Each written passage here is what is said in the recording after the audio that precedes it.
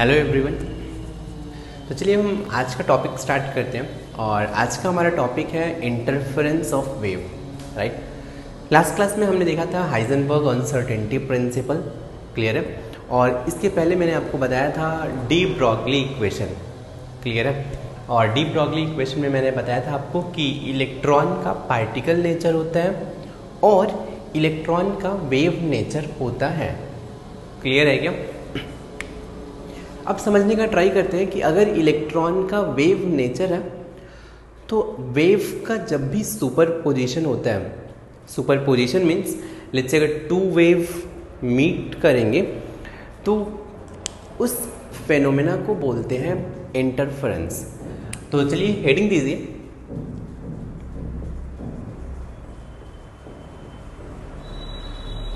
Interference. वैसे आप interference of wave आप फिजिक्स में एक चैप्टर ये पढ़ने वाले हो, लेकिन हमें सिर्फ इसका बेसिक डेफिनेशन की नीड है।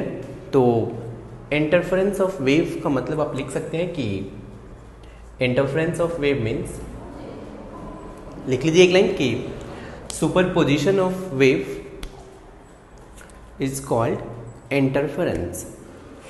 राइट, अब देखो ये वेव सुपर इम्पोज कैसे होंगे, थोड़ा समझने का ट्राई करना कि लेट्स से यहाँ पे एक ये वेव है और ये ऐसा कुछ वेव है ये, ठीक। और लेट्स से एक सेकेंड वेव और है, और ये सेकेंड वेव जब दोनों सुपर इम्पोज हो रहे हैं तो लेट्स से सेम फेज में सुपर इम्पोज हो रहे हैं। सेम फेज में सुपर इम्पोज होने का मतलब है कि जब आप देख रहे हैं इस रीजन में ये एरिया ऊपर है, मीन्स ये इसका क्रस्ट ऊपर है, इस वेव का भी इसी रीजन में आप देखेंगे इसका भी क्रस्ट ऊपर है, क्लियर है। वैसे अगर मैं इसको प्लस से रिप्रेजेंट कर सकता हूँ, minus plus minus plus minus, यहाँ भी plus minus plus minus plus minus. Plus का मतलब ये नहीं कि यहाँ पे इलेक्ट्रॉन कम है, माइनस मतलब इलेक्ट्रॉन ज़्यादा है। प्लस का मतलब कि ये प्लस और प्लस फेज है, मतलब ये दोनों सेम फेज है। माइनस फेज मीन्स ये दोनों सेम फेज हैं, क्लियर है। तो एक तो वेव का एडिशन ऐसे हो सकता है। सेकेंड पॉसिबिलिटी क्या है कि दो वेव हैं और दोनों वेव अपोजिट फेज में सुपर इम्पोज हो रहे हैं। अब ये अपोजिट फेज में सुपर इम्पोज होने का मतलब है, जैसे मान लीजिए कि आपके पास एक वेव है, इसका positive phase negative phase, positive negative positive negative. मतलब पॉजिटिव फेज का मतलब आप एकदम सिंपल टर्म में ऐसे समझे कि इसका ये फेज ऊपर है, क्लियर है। और यहाँ पे समझे कि एक वेव है, नेक्स्ट वेव मान लीजिए कि अपोजिट फेज में सुपर इम्पोज हो रहा है। अपोजिट फेज में सुपर इम्पोज होने का मतलब है कि अब जो यहाँ पे पॉइंट है इस केस में फेज अपवर्ड है, यहाँ पे फेज लेट्स से डाउनवर्ड है, ऐसे। तो ये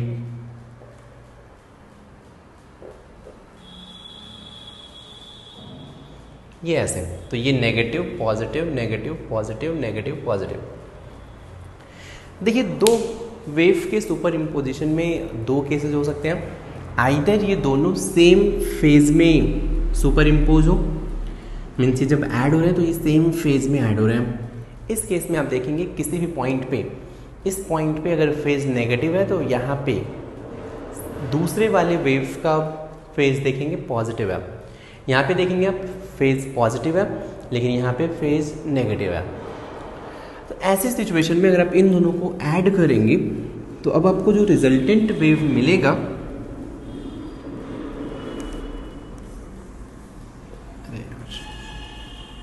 ये जो रिजल्टेंट वेव मिलेगा, अगर मान लीजिए ये एम्पलीट्यूड अगर कैपिटल ए है और ये amplitude let's say capital B है, तो क्या होगा, ये एम्पलीट्यूड ए प्लस बी हो जाएगा, नीचे वाला भी ए प्लस बी हो जाएगा। मीन्स ये एम्पलीट्यूड का हाइट दोनों केस में इंक्रीज हो जाएगा, मीन्स ये हाइट हो जाएगा ए प्लस बी, क्लियर है इतना। लेकिन इस केस में आप देखेंगे अगर आप इन दोनों को ऐड करेंगे तो यहाँ पे क्या होने वाला है, ये प्लस है ये माइनस है। लेट्स से अगर ये एम्पलीट्यूड का वैल्यू कैपिटल ए है, इस एम्पलीट्यूड का वैल्यू कैपिटल बी है, तो रिजल्टेंट क्या होगा, आप देख रहे हैं दोनों अपोजिट फेज में ऐड हो रहे हैं। लेट्स से अगर कैपिटल ए का वैल्यू ज़्यादा है कैपिटल बी से, तो फिर ये सब्सट्रैक्ट होंगे, मीन्स ये कुछ ऐसा मिलने वाला है। मीन्स ये जो एम्पलीट्यूड का वैल्यू है ये ए माइनस बी हो जाएगा। तो हमने ये देखा अभी तक कि कभी भी दो वेव अगर इनका एडिशन होगा या सुपर इम्पोजिशन होगा तो दो पॉसिबिलिटी हैं, दोनों सेम फेज में सुपर इम्पोज होंगे तो वेव का एडिशन होगा, दोनों अगर अपोजिट फेज में अगर एडिशन हो रहा है इस केस में वेव के एम्पलीट्यूड में सब्सट्रैक्शन होगा। क्लियर है क्या? तो हम इस बेसिस पे बोल सकते हैं कि इंटरफेरेंस दो टाइप का होता है, एक होगा कंस्ट्रक्टिव इंटरफेरेंस एंड सेकेंड होगा डिस्ट्रक्टिव इंटरफेरेंस। ठीक, कंस्ट्रक्टिव इंटरफेरेंस से आप याद रखें कि स्टेबिलिटी इंक्रीज होता है और डिस्ट्रक्टिव इंटरफेरेंस से सिंस आप देख रहे हैं वेव में सब्सट्रैक्शन हो रहा है तो यहाँ से स्टेबिलिटी डिक्रीज होता है। तो फिर से ये कैसे होता है, क्यों होता है, हमें उनके पीछे लॉजिक पे नहीं जाना है, हमें सिर्फ ये रिजल्ट यूज़ करना है। इसलिए मैंने आपको भी जस्ट बताया इंटरफेरेंस अभी के लिए आप याद रख लें, मैं जितना बोल रहा हूँ कि अब दो चीज़ आपको याद रखना है। इंटरफेरेंस दो टाइप का होता है, कंस्ट्रक्टिव डिस्ट्रक्टिव। कंस्ट्रक्टिव में वेव का एडिशन होता है, सेम फेज में एडिशन होता है, सेम फेज में एडिशन होगा, लेकिन यहाँ पे सिंस वेव अपोजिट फेज में होते हैं तो यहाँ पे क्या होगा, तो सब्सट्रैक्शन होता है। तो इस इंटरफेरेंस को डिस्ट्रक्टिव इंटरफेरेंस और इसको अपन कंस्ट्रक्टिव इंटरफेरेंस बोलते हैं। क्लियर? इतना जल्दी से नोट करिए फिर आगे आते हैं।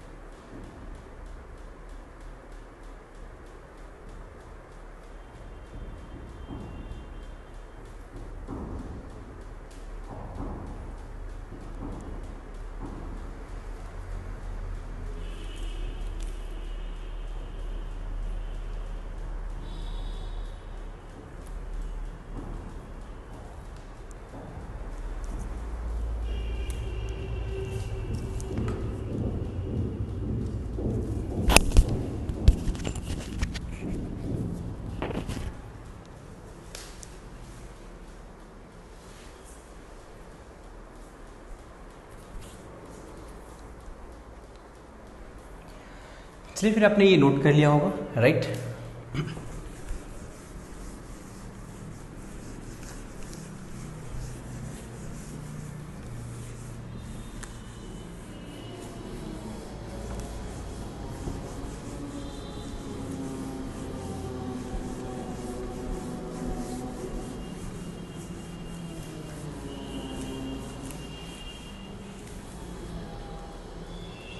चलिए अपना नेक्स्ट टॉपिक पे आते हैं। अगर आपको ये इंटरफेरेंस समझ में आ गया तो अपन डी ब्रॉगली इक्वेशन और यहाँ पे अपन बोर्स मॉडल को इनको अपन रिलेट करने का ट्राई करेंगे। तो चलिए हेडिंग दीजिए, डी ब्रॉगली इक्वेशन वर्सेस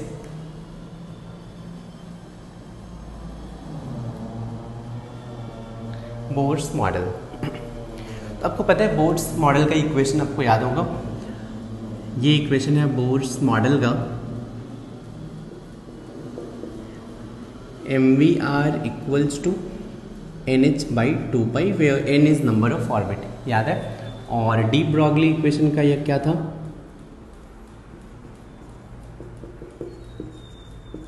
तो डी ब्रॉगली इक्वेशन है lambda equals to H upon M V. Clear है? अब देखिए अपन डी ब्रॉगली इक्वेशन से अपन बोर्स मॉडल का ये फॉर्मूला मैंने आपको उस टाइम पे बताया था कि ये बोर्स मॉडल का ये ड्रॉबैक है। ये M V R equals to N H by two pi कहाँ से आया, ये बोर ने प्रूफ नहीं किया था। क्लियर है? लेकिन अभी अपन प्रूफ कर सकते हैं डी ब्रॉगली इक्वेशन के हेल्प से। कैसे प्रूफ करेंगे ये जानने से पहले आपको एक चीज़ मैं बता दूं कि ये सब समझे कि ये जो आपको वेव दिख रहा है यहाँ से लेके यहाँ तक ये वन वेवलेंथ है, तो मैं इसको सिंपल सा बोल सकता हूँ वन वेव। यहाँ से लेके यहाँ तक फिर से ये वेवलेंथ रिप्रेजेंट कर रहा है, तो मैं इसे बोल सकता हूँ नेक्स्ट वन वेव। और यहाँ से लेके यहाँ तक नेक्स्ट वन वेव फिर से हो गया। मीन्स इसमें मैंने 3 वेव ड्रॉ किया है। सिमिलरली अगर मैं आपसे बोलूँ कि मैंने कितने वेव ड्रॉ किए हैं, तो यहाँ से लेके यहाँ तक वन वेव, फिर ये हो गया 2 वेव। वन वेव का मतलब वन वेव का ये कंप्लीट वेव रिप्रेजेंट करता है वन वेव। क्लियर है? अब देखिए आपको पता है कि डी ब्रॉगली ने बोला था कि इलेक्ट्रॉन का वेव नेचर भी होता है, और बोर्स मॉडल में आपको पता है इलेक्ट्रॉन न्यूक्लियस के सराउंडिंग में रिवॉल्व करता है। ऑलराइट? लेकिन डी ब्रॉगली के अकॉर्डिंग इलेक्ट्रॉन वेव है। अब सोचो अगर इलेक्ट्रॉन रिवॉल्व कर रहा है, वेव है, तो इलेक्ट्रॉन वेव होगा मीन्स कुछ ये ऐसा आप मान सकते हो वेव टाइप बिहेवियर होगा। एक पॉसिबिलिटी ये है कि जहाँ से एंड हुआ ये फिर से यहीं से स्टार्ट हो जाए। समझ में आ रहा है? एकदम ऐसा परफेक्ट। नेक्स्ट पॉसिबिलिटी क्या हो सकता है कि ये इलेक्ट्रॉन, ये न्यूक्लियस है, यहाँ से स्टार्ट हुआ, यहाँ से ऐसे ऐसे ऐसे कुछ ऐसा वेव बन जाए। कुछ भी नहीं समझ में आया? देखिए मान लीजिए स्ट्रेट लाइन है, आपको पता है वेव ऐसे मूव करता है, लेट्स से अपन ऐसे रिप्रेजेंट करते हैं वेव को, राइट? तो मैं इस स्ट्रेट लाइन को जो आपको दिख रहा है, इसको अगर मैं दोनों एंड को कनेक्ट कर दूं, तो ये ऐसे सर्कल बन सकता है। क्लियर है? और ये जो इसके करस्पॉन्डिंग वेव था कुछ ऐसे ही रहेगा, राइट? तो मैं क्या बोल रहा हूँ यार कि मान लो यहाँ पे इलेक्ट्रॉन अगर इस पाथ के अलोंग अगर रिवॉल्व करता है, ये किसने बोला? बोर्स ने बोला। और डी ब्रॉगली के अकॉर्डिंग इलेक्ट्रॉन का वेव नेचर भी होता है।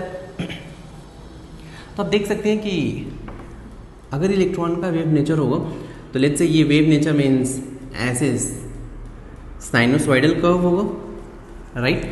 ये ऐसे इलेक्ट्रॉन को अपन वेव को अपन ऐसे रिप्रेजेंट करते हैं।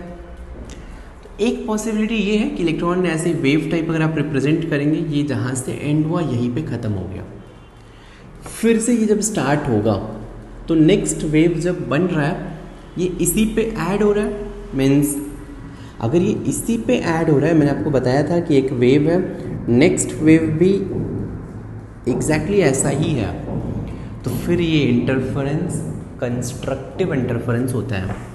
तो अगर सेम प्लेस पे अगर जहाँ से स्टार्ट हुआ था वहीं पे एंड हो जाए, नेक्स्ट फिर से रिपीट होगा, तो ये कंस्ट्रक्टिव इंटरफेरेंस होगा। क्लियर है? लेकिन इस सिचुएशन में देखें आप, अगर मैं कुछ ऐसा मान लूँ कि जिस पॉइंट से स्टार्ट हुआ था उस पॉइंट पे एंड नहीं हो रहा है, अगर मैं कोई और केस ले लूँ, यहाँ से स्टार्ट हुआ था, कुछ भी रैंडम ले लूँ, यहाँ पे एंड हो रहा है, फिर ये कुछ ऐसे ही जाएगा, फिर इधर आएगा। इस केस में आप देख रहे हैं कि कोई फेज पॉजिटिव है, दूसरा नेगेटिव है। मीन्स इस केस में इंटरफेरेंस बहुत सारे प्लेसेस पे डिस्ट्रक्टिव इंटरफेरेंस भी हो रहा है।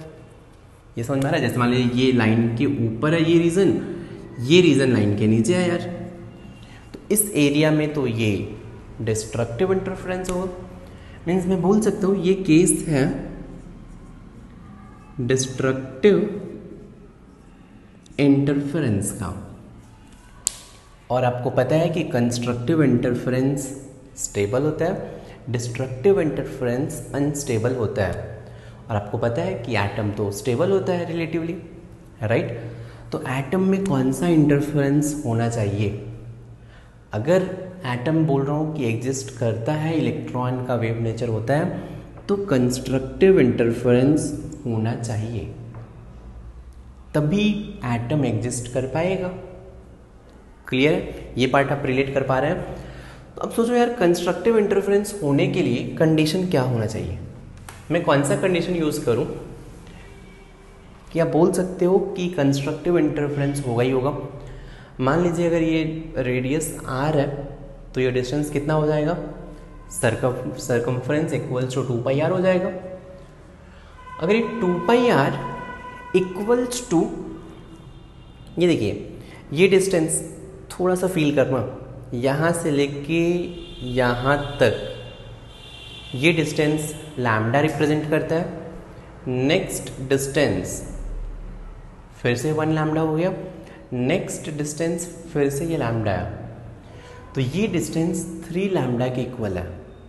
मीन्स मैं जनरलाइज कर सकता हूँ कि अगर 2πr equals to n lambda के इक्वल है, फिर से 2πr डिस्टेंस अगर n टाइम्स लैम्डा के इक्वल है, तब कंस्ट्रक्टिव इंटरफेरेंस होगा।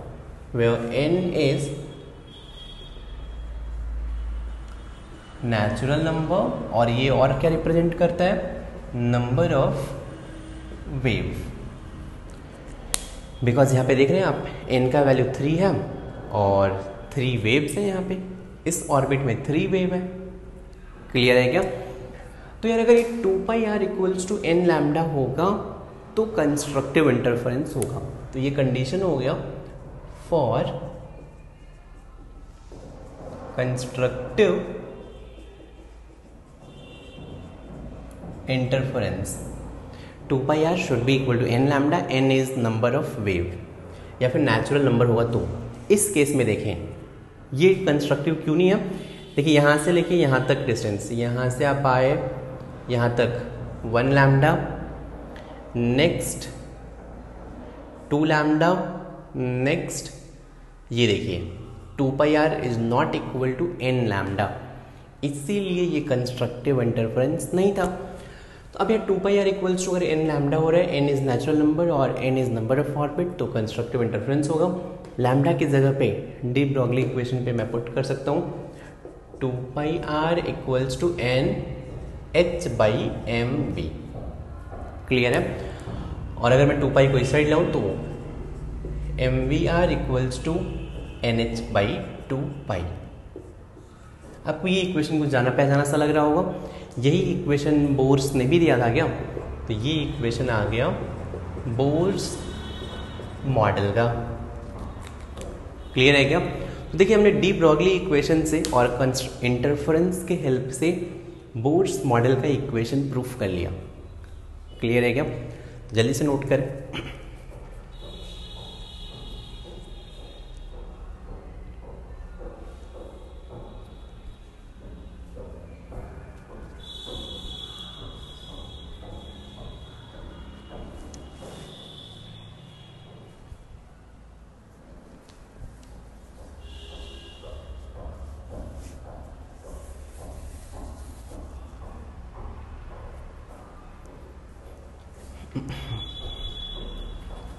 चलिए हो गए सबके, आपने नोट कर लिया होगा। तो देखो एक चीज़ हमें और यहाँ से इम्पॉर्टेंट रिजल्ट मिलेगा। n यहाँ पे था नंबर ऑफ वेव और ये बोर्स मॉडल आ गया, यहाँ पे n होता है नंबर ऑफ ऑर्बिट। क्लियर है?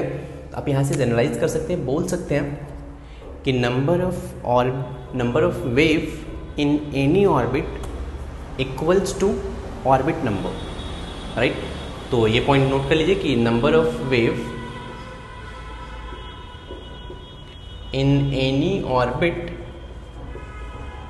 equals to orbit number। it means third orbit में कितने वेव बनेंगे? तो 3 वेव बनेंगे। फोर्थ ऑर्बिट में कितने वेव बनेंगे? 4 वेव बनेंगे। सिक्स्थ ऑर्बिट में कितने वेव बनेंगे? तो 6 वेव बनेंगे।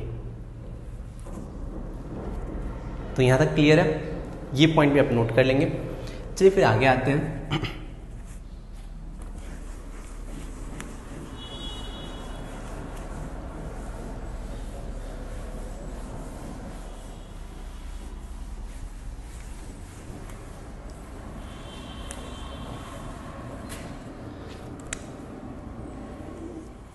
चलिए अब अपन थोड़ा सा डिस्कशन को कंटिन्यू करते हैं। एक नया कॉन्सेप्ट यहाँ पे इंट्रोड्यूस करने वाले हैं अपन, ऑर्बिटल। ठीक, आपको ऑर्बिट तो पता होगा। ऑर्बिट मीन्स ये सर्कुलर पाथ होता है जिसमें इलेक्ट्रॉन रिवॉल्व करता है। लेकिन अब यहाँ पे न्यू कॉन्सेप्ट दिया ऑर्बिटल का। तो ऑर्बिटल क्या होता है? देखो अपन ऑर्बिटल थोड़ा सा फील करना क्या होता है ऑर्बिटल। अपन ये मानते हैं न्यू कॉन्सेप्ट के अकॉर्डिंग कि इलेक्ट्रॉन का नेचर वेव होता है। ठीक, तो आप ऐसे इमेजिन करो कि ऑर्बिटल क्या होता है। मान लीजिए न्यूक्लियस है, न्यूक्लियस के सराउंडिंग में 3D में बात कर रहे हैं अपन। अब 2D की बात नहीं कर रहे हैं, 3D में बात कर रहे हैं अपन। 3D मतलब समझ में आ रहा है आपको? मान लीजिए अगर ये लेट्स से न्यूक्लियस है, ये न्यूक्लियस है, न्यूक्लियस के सराउंडिंग में ये पूरा 3D स्पेस में कहीं भी जिस 3D स्पेस में या जिस वॉल्यूम में इलेक्ट्रॉन फाइंड करने की प्रोबेबिलिटी मैक्सिमम है, उस 3D स्पेस को बोलते हैं ऑर्बिटल। ऑर्बिटल क्या होता है? ऑर्बिटल मीन्स 3D रीजन में जहाँ भी इलेक्ट्रॉन फाइंड करने की प्रोबेबिलिटी मैक्सिमम है, इस 3D स्पेस को अपन ऑर्बिटल बोलते हैं। क्लियर है? तो चलिए ऑर्बिटल का डेफिनेशन लिखिए। It is region in 3D space. It is region in 3D space where probability of finding electron is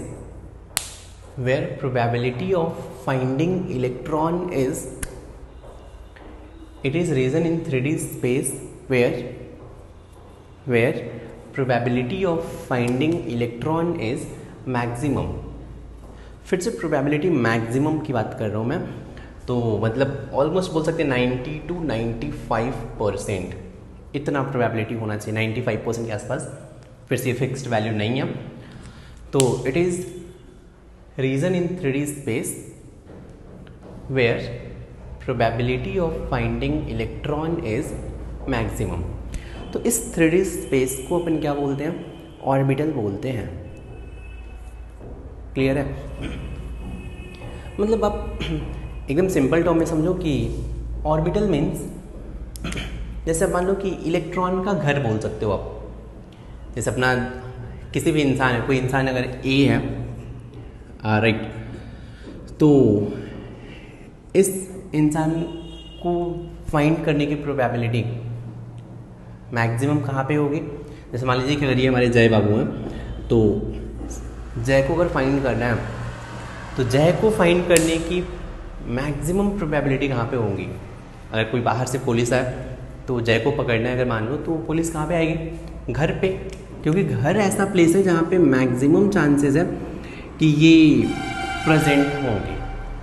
clear है? तो वैसे ही ऑर्बिटल का भी केस है। इलेक्ट्रॉन फाइंड करने का मैक्सिमम प्रोबेबिलिटी जिस प्लेस पे होता है, उस प्लेस को अपन बोलते हैं ऑर्बिटल। क्लियर है क्या? तो चलिए अपन अब नेक्स्ट देखते हैं ऑर्बिट और ऑर्बिटल में क्या डिफरेंस है। ठीक, तो चलिए इसमें भी देख लेते हैं डिफरेंस। ऑर्बिट एंड, चलिए आप ऐसे एक कॉलम बना लें। ऑर्बिट एंड ऑर्बिटल में आपको डिफरेंस समझ में आना चाहिए। जल्दी से कॉलम बना लें, ऑर्बिट एंड ऑर्बिटल। तो ऑर्बिट के बारे में फर्स्ट पॉइंट आप लिख सकते हैं यार कि ऑर्बिट पता है क्या होता है? ये 2D में अपन बात करते हैं, 2D समझ में आता है, एक प्लेन में होता है। ये 2D में एक सर्कुलर पाथ है जहाँ पे इलेक्ट्रॉन रिवॉल्व करते हैं, राइट। तो लिखिए ऑर्बिट का डेफिनेशन कि it is circular path in 2D, it is circular path in 2D, It is circular path in 2D in which electron revolves. It is circular path in 2D in which electron revolves. फिर से ये orbit relatively old concept है, orbital new concept है। तो orbital में आप first point लिखें, आपको पता है ऑर्बिटल क्या होता है, तो आपको डेफिनेशन पता है, चाहो तो लिख लो कि 3D स्पेस में या 3D में ये स्पेस है जहाँ पे इलेक्ट्रॉन फाइंड करने की प्रोबेबिलिटी मैक्सिमम होगी। तो इसमें लिख लिया फर्स्ट पॉइंट कि it is region in 3D space where probability of finding electron is maximum. It is region in 3D space where probability of finding electron is maximum. Second point, orbit में वैसे अपन बाद में proof करेंगे कि orbit में अगर मान लो कोई nth ऑर्बिट है, nth ऑर्बिट में नंबर ऑफ इलेक्ट्रॉन 2n² होते हैं। जैसे सेकेंड ऑर्बिट में कितने इलेक्ट्रॉन, तो 2 स्क्वायर 4 इंटू 2 8। फर्स्ट ऑर्बिट में कितने इलेक्ट्रॉन, तो 1 स्क्वायर 1, 1 इंटू 2 2। जनरल बात करें nth ऑर्बिट में नंबर ऑफ इलेक्ट्रॉन 2n² होते हैं, लेकिन यहाँ पे कोई भी ऑर्बिटल है ऑलवेज नंबर ऑफ इलेक्ट्रॉन 2 होता है। वन ऑर्बिटल में ऑलवेज 2 इलेक्ट्रॉन होते हैं। तो चलिए फिर सेकेंड पॉइंट लिखिए कि number of electron in nth orbit, number of electron in nth orbit, number of electron in nth orbit is, number of electron in nth orbit is 2n²। हो गया। Second point आप यहाँ पे लिख सकते हो ऑर्बिटल में, number of electron in any orbital, number of electron in any orbital is 2। ऐसे देखो मैक्सिमम नंबर, ये भी मैक्सिमम था, maximum number of electron in any orbital is 2। वैसे 2 से कम मतलब किसी ऑर्बिटल में 1 इलेक्ट्रॉन भी हो सकते हैं, कोई ऑर्बिटल में 0 इलेक्ट्रॉन भी हो सकते हैं। 0 इलेक्ट्रॉन मीन्स ऑर्बिटल एम्प्टी होगा। ऑर्बिट में भी ये मैक्सिमम है, बिकॉज मिनिमम तो 0 इलेक्ट्रॉन भी हो सकते हैं, राइट। तो यहाँ पे दोनों में लिख लें कि maximum electron in nth orbit is 2n²। Maximum word add कर लेंगे, यहाँ भी maximum electron in any orbital is 2। Third point, देखो थर्ड पॉइंट आपको ये ध्यान में रखना है कि ऑर्बिट का शेप ऑलवेज सर्कुलर होता है, राइट। लेकिन ऑर्बिटल का शेप 3D में होता है, ये स्फेरिकल भी हो सकता है, डम्बेल भी हो सकता है, डबल डम्बेल भी हो सकता है, ठीक। तो थर्ड पॉइंट लिखिए ऑर्बिट में, its shape is circular, its shape is circular. Orbital में लिखिए कि orbitals have different shape, orbitals have different shape, orbitals have different shape like spherical, orbitals have different shape like or spherical,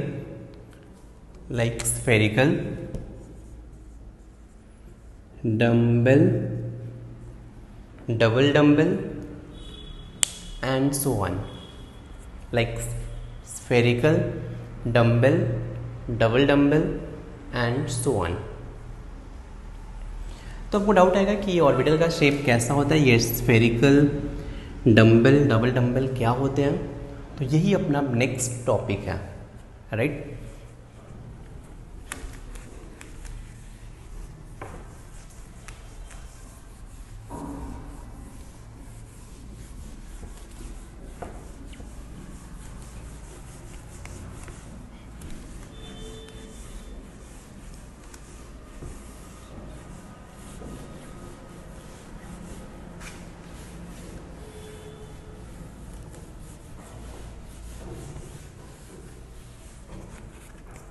चलिए heading दीजिए,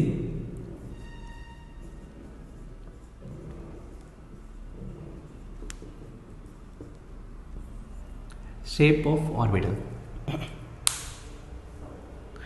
चलो पहले shape of orbital decide कैसे किया मैं आपको थोड़ा सा बता देता हूँ, तो आपको फील आना चाहिए। देखो शेप ऑफ ऑर्बिटल कैसे फाइंड करते हैं, आप जस्ट इमेजिन करो कि लेट्स से मैं इलेक्ट्रॉन हूँ, राइट, और आप वहाँ पे मान लो कि आप वहाँ पे कैमरा लगा हुआ है, यहाँ पे ये कैमरा लगा हुआ, आप इमेजिन करो वहाँ पे कैमरा है और मैं यहाँ पे इलेक्ट्रॉन हूँ, और क्या हो रहा है कि वहाँ से जस्ट आप फोटो ले रहे हो, मतलब 1 सेकेंड में 1 फोटो ले रहे हो, नेक्स्ट सेकेंड में फिर से 1 फोटो ले रहे हो, नेक्स्ट सेकेंड में फिर से 1 फोटो ले रहे हो, तो क्या होगा, चलो आप फिर इमेजिन करो कि आपने फ़ोटो लिया, मैं यहाँ पे खड़ा था, फिर ऐसे मैं जस्ट पढ़ा रहा हूँ और आप फ़ोटो ले रहे हो, कुछ फ़ोटो मेरे यहाँ के आएंगे, कुछ फ़ोटो यहाँ के आएंगे, कुछ फ़ोटो यहाँ के आएंगे, कुछ फ़ोटो यहाँ के भी आएंगे, कुछ यहाँ के आएंगे, मतलब ऐसे ऑलमोस्ट आप देखोगे कि 80 to 90% केसेस में मेरा जो फ़ोटो आने वाला है वो यहाँ से लेके ऑलमोस्ट बोर्ड में,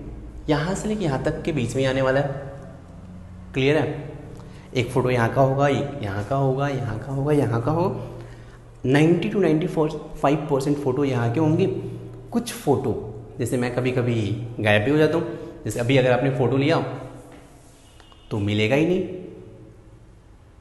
क्लियर है, यहाँ का मिल सकता है, यहाँ मिल सकता है, मिल सकता है, मिल सकता है, मिल सकता है, फिर से फ़ोटो मिलेगा।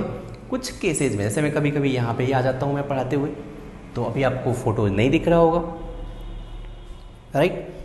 आपने ऐसे ही मान लो 1000 1 लाख फ़ोटो क्लिक कर लिया, हर सेकंड में आप फ़ोटो क्लिक कर रहे थे, राइट। अब आप क्या कर रहे हो कि सारे फ़ोटोज़ को अपने लेट से 1 लाख फ़ोटो क्लिक किया मैंने 1 आवर के लेक्चर में, राइट। और मान लो कि बहुत कैमरा है, बहुत पीछे होता लेट से कि इस कैमरे में लेट से वॉल वहाँ से लेके पूरा वहाँ तक और ये ऊपर से लेके नीचे तक सब कुछ फ़ोटोज़ में दिख रहा होता। फिर से बोलो ये बहुत दूर लेट से इनफाइनाइट वॉल होता है, ये वॉल भी इधर इनफाइनाइट होता, ये वॉल भी इधर इनफाइनाइट होता, इमेजिन करो। और अपने 1 आवर का फ़ोटो लिया, कैमरा भी बहुत ज़्यादा डिस्टेंस पे होता मान लीजिए, तो आपने देखा कि ये इनफाइनाइट डिस्टेंस का वॉल है और लेट्स से मैं इलेक्ट्रॉन हूँ। आप देखेंगे कि मैक्सिमम फ़ोटो 1 आवर में आपने 1 लाख फ़ोटो लिया, मैं यहाँ पे था, यहाँ पे था, सबको अगर आप सुपर इम्पोज करते, सबको सुपर इम्पोज करने का मतलब समझो आपने देखा होगा कि कुछ फ़ोटोज़ में लोग, आप ऐसे एडिटिंग में देखा होगा, फेसबुक पे या कहीं देखा होगा कि कोई ऐसे बाइक पे कोई लड़का होता है वो बैठा होता है, वो सेम लड़का यहाँ भी होता है, आपने देखा ऐसे फ़ोटो, सेम लड़का यहाँ भी होता है, वो एक ही फ़ोटो में 2 लोग मतलब ऐसे 2 प्लेसेस पे होता है, वो क्या करते हैं कि सुपर इम्पोज कर देते हैं।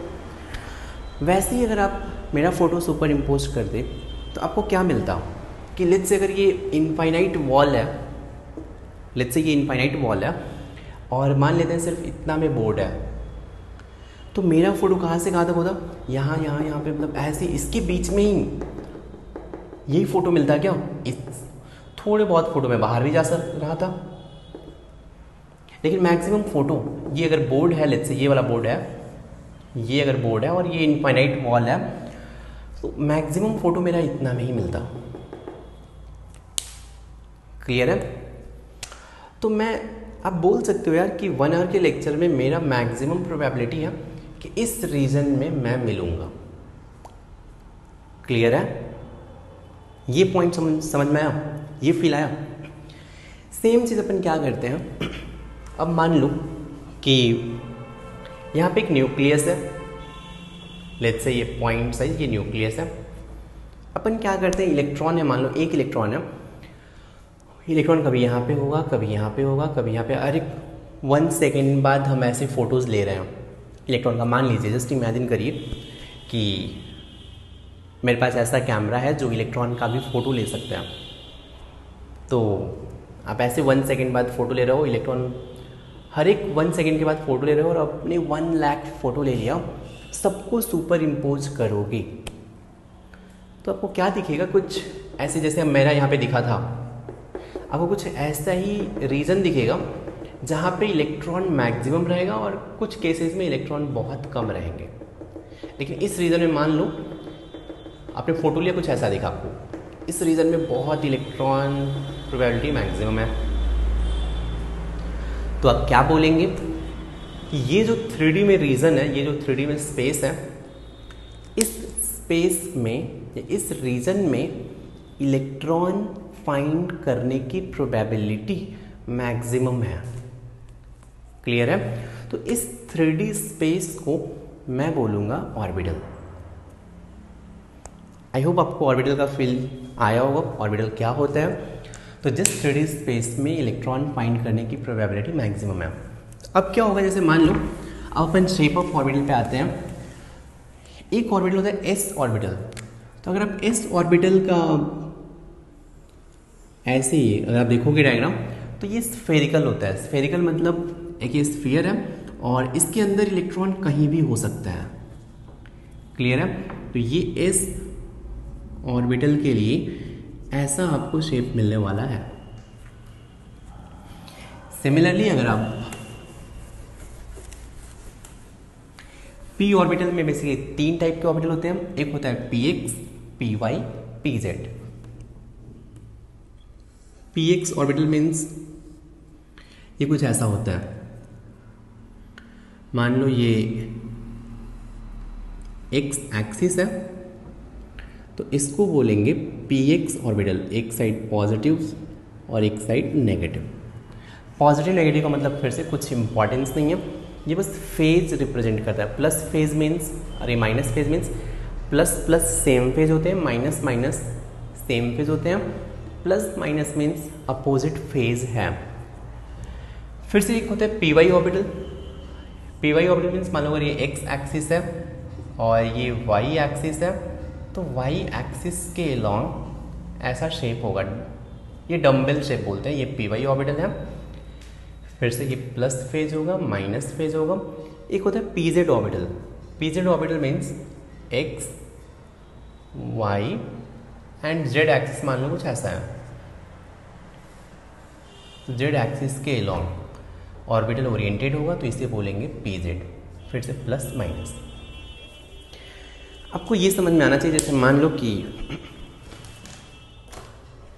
इमेजिन करो px, py, pz क्या है। लेट्स से ये जो ब्लू पेन दिख रहा है ये इस डायरेक्शन में है, इसको मैं x एक्सिस मान रहा हूँ, तो ये x एक्सिस हो गया। y एक्सिस चलो मान लो ये है, तो ये y एक्सिस हो गया। z एक्सिस ऊपर है, चलिए मान लेते हैं ये z एक्सिस है। दिख रहा है आपको, ये मेरा x एक्सिस है, ये y एक्सिस है, ये z एक्सिस है। क्लियर है? ये ब्लू वाला पेन, ये वाला आपको ये जो दिख रहा है ना, ये आप ऐसे भी सोच सकते हो, ये जो बोर्ड का ये जो नीचे वाला लाइन दिख रहा है, मान लो x एक्सिस है और y एक्सिस बाहर आ रहा है, z एक्सिस ऊपर जा रहा है। तो ये x axis, y axis, z axis, x axis, y axis, ऊपर z एक्सिस है। तो ये px ऑर्बिटल क्या होगा, x एक्सिस के अलॉन्ग ओरिएंटेड होगा। x एक्सिस मेरा ये था, तो इस एक्सिस के अलॉन्ग ओरिएंटेड होगा। और ये शेप कैसा है 3D में, आप मान सकते हो कि डम्बल मीन्स, अब डम्बल देखा होगा आपने, वैसे 2 डम्बल रख दिया, या फिर ऐसे इमेजिन करो कि मेरे पास 2 बलून है। जस्ट इमेजिन करो, एक बलून है राइट, और दूसरा एक और बलून है, आप ऐसे रख दो। 2 बलून लो और इन दोनों बलून को आप x एक्सिस के अलॉन्ग रख दो यार। ये मतलब आप समझे, ये 3D में है। 3D मान लो कि एक बलून यहाँ पे है, एक बलून यहाँ पे है, x एक्सिस के अलॉन्ग। मान लो अगर इस y z को मैं हटा रहा हूँ, ये x एक्सिस है, एक बलून मैंने यहाँ पे रखा, दूसरा बलून मैंने यहाँ पे रख दिया, ये x एक्सिस के अलॉन्ग है। तो ये जो 3D स्पेस है बलून के अंदर, यहाँ भी बलून के अंदर कहीं भी इलेक्ट्रॉन हो सकता है। अगर ये x एक्सिस के लॉन्ग ओरिएंटेड है तो इस ऑर्बिटल को बोलूँगा px। ये समझे py, मतलब ये फिर से 2 बलून है, लेकिन अब ये y एक्सिस के लॉन्ग ओरिएंटेड है। तो अगर ये y एक्सिस के लॉन्ग ओरिएंटेड है तो ये py हो गया। पी जेड मतलब जेड एक्सिस मेरा ऊपर था, ये वाला वर्टिकल लाइन था। तो अगर यही दो बलून में जेड एक्सिस, मान लो ये बलून है, मान लो ये बलून है, ये भी बलून है, जस्ट बलून दो बलून में रख दूँ जेड एक्सिस के अलॉन्ग ऐसे, मतलब अगर ये जेड एक्सिस है तो एक बलून लिया ऐसा, दूसरा बलून ऐसा, जेड एक्सिस के अलॉन्ग रख दूँ, तो फिर इस ऑर्बिटल को बोलेंगे पी जेड। आपको P X P Y P Z समझ में आया। इस ऑर्बिटल भी समझ में आया होगा, स्फेरिकल होता है। फिर से इसको सर्कल ना समझे, ये स्फीयर है। इस ऑर्बिटल ये स्फेरिकल होता है। क्लियर है क्या? चलिए आपको ये पी ऑर्बिटल समझ में आ गया, तो अब अपन बात करते हैं डी ऑर्बिटल के बारे में। तो डी ऑर्बिटल 5 होते हैं। आप इमेजिन करो कि 5D ऑर्बिटल में ये लेट्स से एक्स एक्सिस है, ये वाई एक्सिस है, तो एक्स एक्सिस वाई एक्सिस मान लो, समझ में आ रहा होगा आपको। लेट्स से ये एक्स एक्सिस है और ये वाई एक्सिस, चलो मान लेते हैं अभी ये वाई एक्सिस है, तो जेड एक्सिस कहाँ पे होगा? जेड एक्सिस बाहर होगा। क्लियर है? तो एक्स एक्सिस वाई एक्सिस में आपको डी ऑर्बिटल के लिए डबल डंबल है, मतलब एक डंबल दूसरा डंबल, ये डंबल हो गया, फिर नेक्स्ट और एक डंबल ले लें, इस शेप को बोलते हैं डबल डंबल। और ये जो है, अगर ये एक्स एक्सिस है वाई एक्सिस है, तो इसे बोलेंगे डी एक्स वाई। ये प्लस प्लस फेज होता है, माइनस माइनस फेज होता है। थोड़ा सा फील करें आप इस ऑर्बिटल का शेप। एक्स वाई एक्सिस है, फिर एक्स वाई प्लेन हो गया, ये एक्स वाई प्लेन हो गया। X axis and Y axis से जो प्लेन बनेगा इसे अपन एक्स वाई प्लेन बनेंगे बोलेंगे। एक्स वाई प्लेन में आपने एक बलून रखा, दूसरा बलून रखा, तीसरा एंड चौथा बलून रखा। ये जो 3D स्पेस बन रहा है इसे बोलते हैं डी एक्स वाई ऑर्बिटल। ऐसे डी एक्स जेड होता है, तो डी एक्स जेड में x axis and Z axis रहेगा, एक्स एंड जेड। तो ये इससे बोलेंगे D X Z, plus plus minus minus. ऐसे ही डी वाई जेड भी होता है,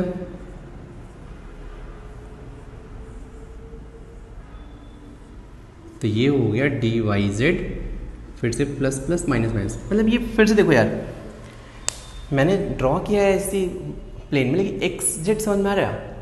एक्स एक्सिस मान लो मेरा ये है और ये वाई एक्सिस है, तो जेड एक्सिस कुछ ऐसा होगा। तो एक्स जेड प्लेन में हम बात कर रहे हैं। एक्स जेड प्लेन में अगर आपने 4 बलून रख दिए, तो इससे जो ऑर्बिटल बनेगा इसे अपन डी एक्स जेड बोलेंगे।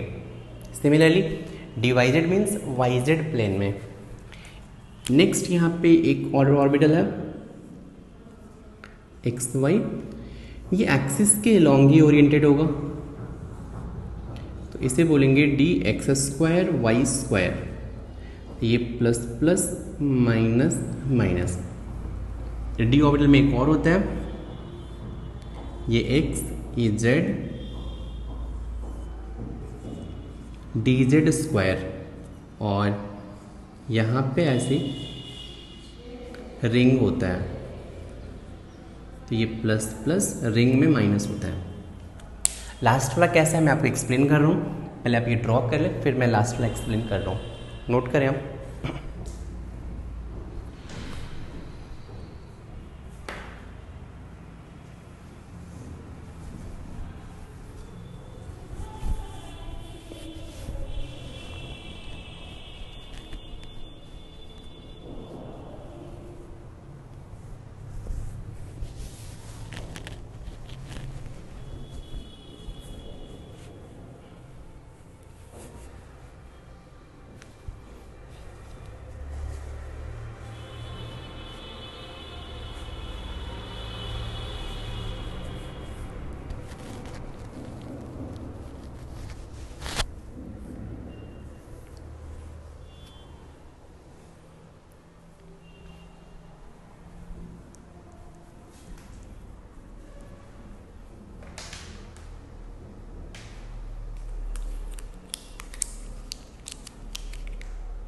तो आई होप आपने नोट कर लिया होगा। फिर से चलो अपन एस ऑर्बिटल की बात करिए तो आपको शेप समझ में आ रहा है, स्फीयर है। पी एक्स मीन्स दो बलून आपने एक्स एक्सिस के लॉन्ग रख दिया, पी वाई मीन्स दो बलून आपने वाई एक्सिस के लॉन्ग रख दिया, पी जेड मीन्स दो बलून आपने जेड एक्सिस के लॉन्ग रख दिया। अगर अपन डी एक्स वाई की बात करें तो इमेजिन करो कि अगर ये, चलो मैं ये पे समझाता हूँ, ये एक्स एक्सिस है, ये वाई एक्सिस है, ये कौन सा एक्सिस है, एक्स एक्सिस, तो ऐसा ये एक्स एक्सिस है, ये अगर वाई एक्सिस है, ये वाला लाइन अगर वाई एक्सिस है, तो आपको चार बलून रखना है ऐसे, मतलब एक्सिस के लॉन्ग नहीं, आपको बलून मतलब ऐसे रखना है। मतलब इमेजिन करो कि ये अगर बलून होता तो ये आपको यहाँ पे ऐसे रखना है, एक्सिस से 45 डिग्री एंगल पे एक बलून रख दीजिए, दूसरा बलून यहाँ पे रख दीजिए, थर्ड बलून यहाँ पे और फोर्थ बलून यहाँ पे। तो इनसे जो ऑर्बिटल बनेगा इसे अपन बोलेंगे D X Y. D X Z means अगर मान लो ये एक्स एक्सिस है, ये वाई एक्सिस है, तो जेड एक्सिस बाहर होगा, तो अपन एक्स और जेड प्लेन में बात कर रहे हैं, तो एक्स ये था, जेड ये है, एक्स जेड मीन्स कुछ ऐसा होगा, एक्स एक्सिस जेड एक्सिस अंदर होगा। तो आपको चार बलून रखने एक्स जेड प्लेन में। देखो एक्स और जेड एक्सिस से जो प्लेन बनेगा इसे बोलते हैं X Z plane. X Z plane ऐसा होगा, ये जो प्लेन बन रहा है आपको, अगर मैं इमेजिन करूँ ये प्लेन, ये जो प्लेन बनेगा इसको मैं बोलूँगा एक्स जेड, अगर ये एक्स और ये जेड है तो। एक्स जेड प्लेन में फिर से आप 4 बलून रख दीजिए, एक्सिस के लॉन्ग नहीं, तो इसे बोलूँगा D X Z. D Y Z means Y ये था ऊपर का था, जेड ये है, इसे बोलेंगे वाई जेड प्लेन। दो एक्सिस से जो प्लेन बनता है इसे बोलते हैं वाई जेड प्लेन। तो वाई और जेड से वाई जेड प्लेन बन गया। इस प्लेन में आपको फिर से 4 बलून रखने हैं, तो एक 45 डिग्री पे रख दीजिए 4 बलून, तो इससे जो ऑर्बिटल बनेगा इसे बोलेंगे D Y Z. D X square Y square कैसा होता है, ये भी एक्स वाई प्लेन में ही होगा। मान लीजिए अगर ये एक्स एक्सिस है, ये वाई एक्सिस है, तो आपको 4 बलून रखने हैं, लेकिन अभी एक्सिस के एलोंग रखे हैं आप। यहाँ पे आप देखेंगे ये एक्सिस के एलोंग रखा है 4 बलून मैंने। डी जेड स्क्वायर कैसा होगा ये समझे आप, मतलब कि पहले आप इसको भूल जाए जो मैंने रिंग ड्रॉ किया है। डी जेड स्क्वायर मान लीजिए कि अगर ये जेड एक्सिस है, मान लीजिए ये जेड एक्सिस है, तो 2 बलून रख दीजिए आप, एक बलून ऊपर एक बलून नीचे। ये वाला पार्ट तो आपको समझ में आ रहा होगा, पी जेड टाइप है। अगर कोई भी मान लीजिए ये जेड एक्सिस है, तो जेड एक्सिस पे 2 बलून रखिए, एक नीचे और एक ऊपर। 2 बलून रख दिया, और क्या करना है 2 बलून रखने के बाद ये जो आपको रिंग दिख रहा है, आपने देखा सैटर्न में जैसे रिंग होता है, सैटर्न है और आपने पढ़ा होगा कि यहाँ पे ऐसे रिंग होता है, पढ़ा ना।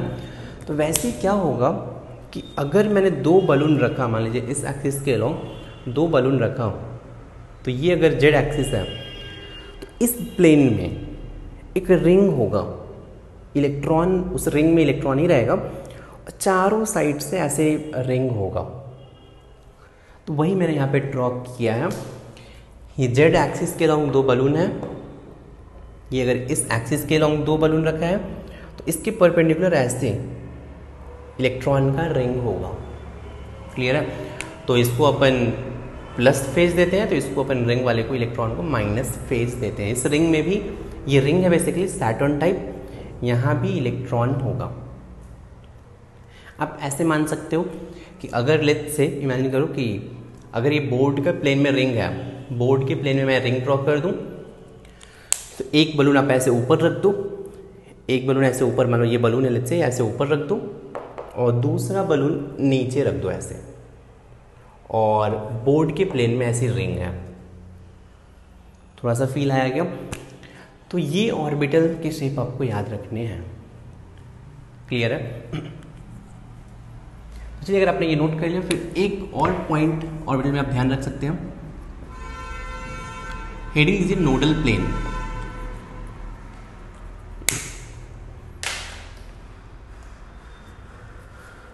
Heading is nodal plane.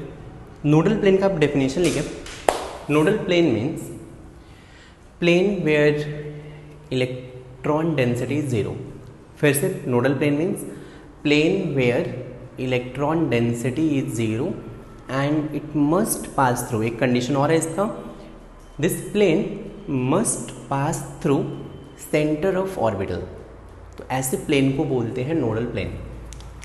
तो चलिए इसका डेफिनेशन लिख लें आप नोडल प्लेन का। लिखिए कि plane where electron density is zero, plane where electron density is zero and it must pass through centre of orbital. ध्यान रखना ये प्लेन सेंटर ऑफ ऑर्बिटल से पास होना चाहिए। तो plane where electron density is zero and it must pass through centre of orbital. Clear है? अब चलिए अपन इन सारे ऑर्बिटल में नोडल प्लेन फाइंड करने का ट्राई करते हैं। देखो यार, इस ऑर्बिटल में सेंटर के सेंटर से आपको कोई भी प्लेन नहीं मिलेगा जहाँ पे इलेक्ट्रॉन नहीं है।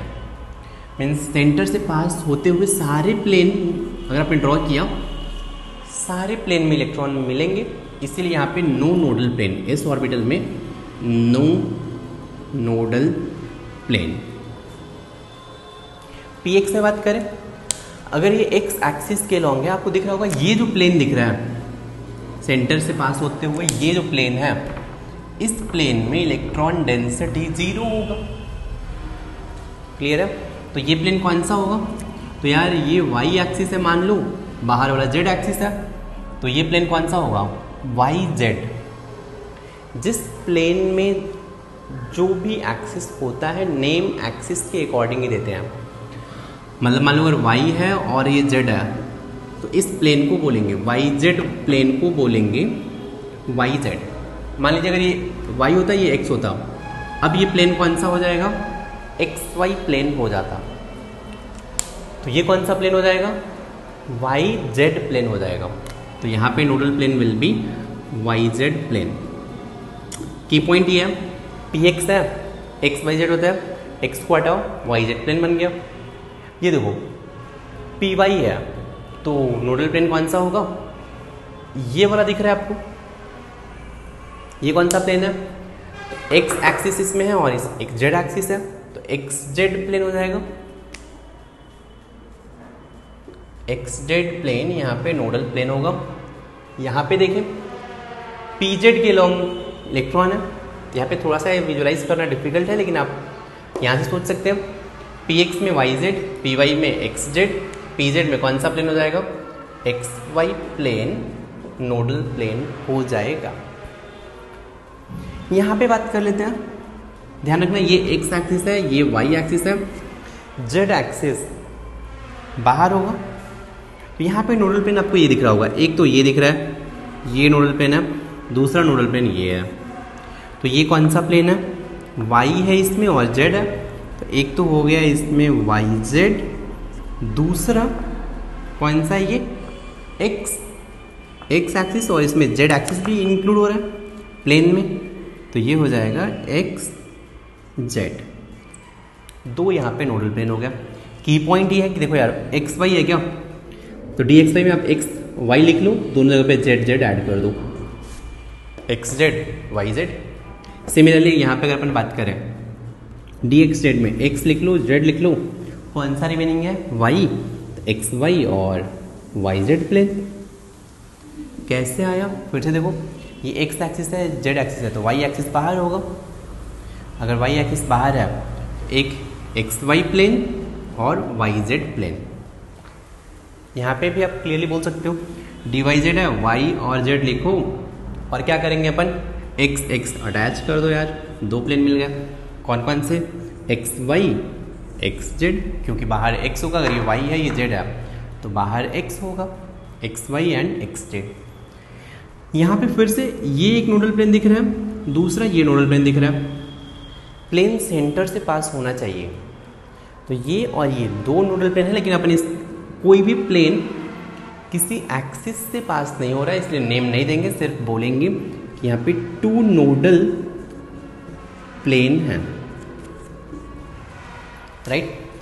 यहाँ पे थोड़ा सा आप इमेजिन करें, इस केस में क्या होगा कि अगर ये pz होता, मान लो ये z है और ये pz होता, तो xy नोडल प्लेन होता, राइट? एक्स वाई मेरा नोडल प्लेन होता है, लेकिन एक्स वाई प्लेन में ये रिंग है, तो वहाँ पे तो इलेक्ट्रॉन है, इसीलिए यहाँ पे नोडल प्लेन नहीं होगा। यहाँ पे क्या होगा, नोडल कोन बोलते हैं। एक ऐसा कोन मानो, इस कोन के सरफेस पे, ये कोन है, कोन आपको समझ रहा है, ऐसा होता है कोन, इस कोन के सरफेस पे इलेक्ट्रॉन डेंसिटी 0 होगा। तो यहाँ पे अपन बात करते हैं तो बोलेंगे कि 2 nodal cone is present. Clear है? चलिए आप ये जरा ऑर्बिटल का शेप विजुलाइज करना थ्योरी में, तो आपको फील आएगा, राइट। तो इसलिए आज के लिए इतना ही। Thank you so much.